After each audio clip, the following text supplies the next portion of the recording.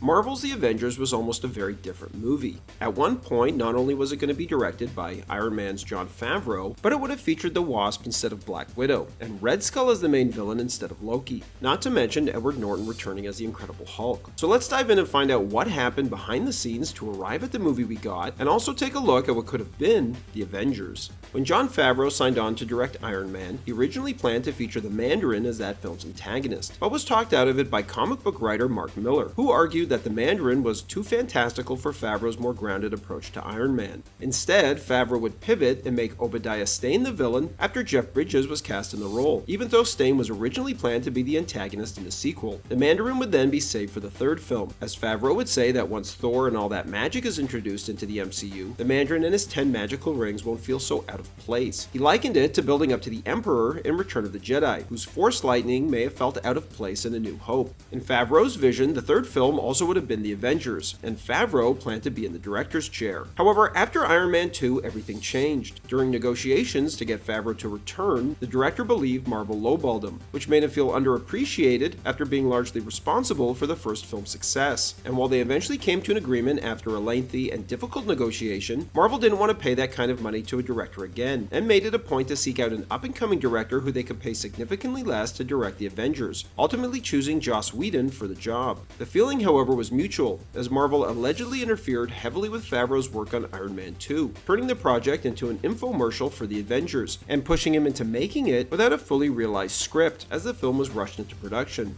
Disappointed with how Iron Man 2 turned out, and as Mickey Rourke put it, frustrated with Marvel breaking his balls, Favreau had little desire to return to direct The Avengers, if it meant facing the same level of creative interference. He'd eventually say, going from directing and creating this world to just being Happy Hogan in The Avengers would be, I'm not gonna lie, strange. To write the film, Marvel hired Zach Penn, who had written the first draft of Edward Norton's The Incredible Hulk, and his version of the Avengers had some major differences as he spent 4 years writing and rewriting, while Phase 1 continued to evolve and take shape. Similar to Favreau, Penn had concerns over how the fantasy elements of Thor would fit alongside the grounded high-tech science of Iron Man. As a result, Penn significantly reduced Thor's role in the film, and felt he should debut in The Avengers with his own solo film to follow. On top of that, not only did he introduce Loki much later in the story, but there were also discussions about using Red Skull as the main villain instead, which is why he wasn't killed off in Captain America and instead transported through a portal by the Tesseract to set him up to return in a future film. Even Hugo Weaving, who played Red Skull, said that he signed up for 3 pictures, assuming he'd return as a villain for the Avengers.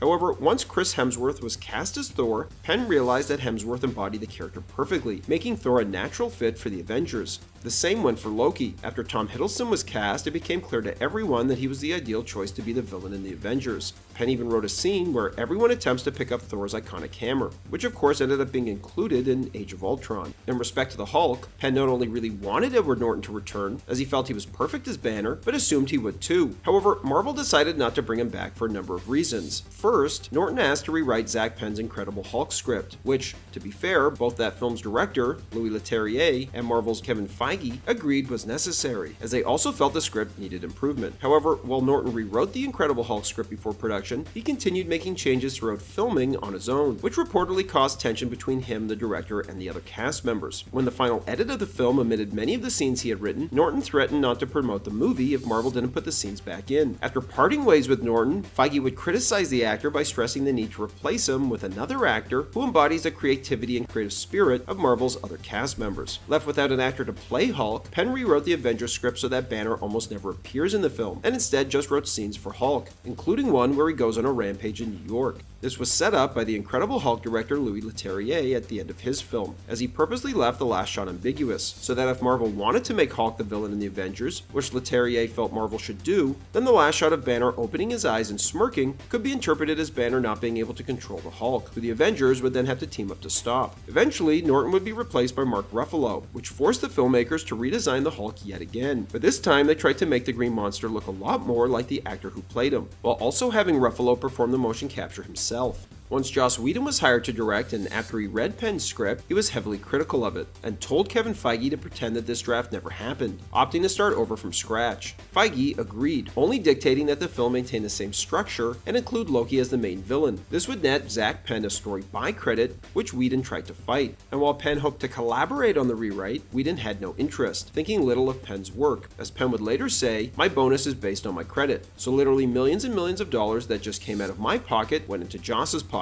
But at least it's not like on the Hulk, where I got replaced by the lead actor." It should be noted that Marvel started making the Avengers before either Thor or Captain America were released. And while Iron Man was a huge hit, Edward Norton's The Incredible Hulk didn't exactly set the world on fire, which is why Robert Downey Jr. initially pushed Whedon to make Tony Stark the lead character in the Avengers, telling the filmmaker that Stark needs to be in the opening sequence and drive the whole movie. To his credit, Whedon would try it, as the movie originally opened with Iron Man in the midst of a battle against a throwaway villain. Eventually, Whedon felt it didn't work, and argued that the film should be an ensemble, with each hero being an arm of the octopus. Whedon also worried that Loki wasn't a big enough threat to take on Earth's mightiest heroes, feeling that the audience would be rooting for the overdog. This led Whedon to write a version of the film that included Obadiah Stane's son, Ezekiel, as an additional villain, who would have aided Loki in opening the portal, out for revenge over the death of his father. However, after reading it, Feige bluntly said, "Yeah, no." For Iron Man 2, Emily Blunt was originally offered the role of Black Widow, but had no choice but to turn it down as she had scheduling conflicts with Gulliver's Travels, which she was contractually obligated to do. After Scarlett Johansson replaced her, she too had potential scheduling conflicts with the Avengers. Worried she wouldn't be available, Whedon cut her character from the script and replaced her with the Wasp, who was a founding member of the team in the comics. However, unlike the other characters who were all introduced in previous Marvel movies, the Wasp would have debuted in the Avengers, which would have required more exposition to explain her origins and powers, as well as character development to give her a proper arc, and this would have come at the expense of the other characters. As Whedon would later say, he had overcompensated and rewritten the movie to be about the Wasp, who he wanted Zooey Deschanel to play. Then Senior Vice President of Marvel Studios Jeremy Latcham would even comment that the Wasp was the funniest character in the whole movie, and well written too. However, once Johansson's scheduling conflicts were worked out, Whedon had to scramble to rewrite the script yet again, in order to put Black Widow back in the film. And while Hawkeye was introduced in Thor, there still wasn't much known about the big screen version of the character heading into Avengers, which is why Whedon wrote a detailed backstory for him, but like the Wasp, realized he would be unable to reference any of it due to time constraints. Allegedly during development, Barton was envisioned as a circus performer, trained by criminals who manipulate him into fighting the team. Even going back to Zack Penn's draft, Hawkeye was the Avenger who was captured and interrogated near the start of the film, instead of Black Widow. At the end of the film, after Iron Man falls back to Earth unconscious, he originally woke up and asked, "What's next?" On the day they shot it, however, Robert Downey Jr. thought the line sucked and asked Whedon for something funnier he could say. Thinking quickly, Whedon thought back to actor Nicholas Brendan's audition for the part of Xander on Buffy the Vampire Slayer, a show Whedon created. After finishing the audition, Brandon turned to everyone and asked, "Does anyone feel like shawarma? I feel like some shawarma." Not only did this line win over Whedon, prompting him to cast Brendan in the role, but Whedon gave it to Downey to say at the end of the Avengers. However, after finishing the movie, Whedon thought it would be even funnier to then show the Avengers eating at a shawarma restaurant, prompting Whedon to go back and put a shawarma restaurant in the final battle, and then film an additional scene of the Avengers eating there, which they shot after the film's world premiere. There was just one problem though. Chris Evans grew out his beard after the movie was done filming, for his upcoming role in Snowpiercer. This is why Cap isn't eating in the final scene, because they gave Evans a prosthetic jaw to cover up his beard, which not only looked bad, but made him unable to eat, so Evans covered it with his hand so you couldn't see it.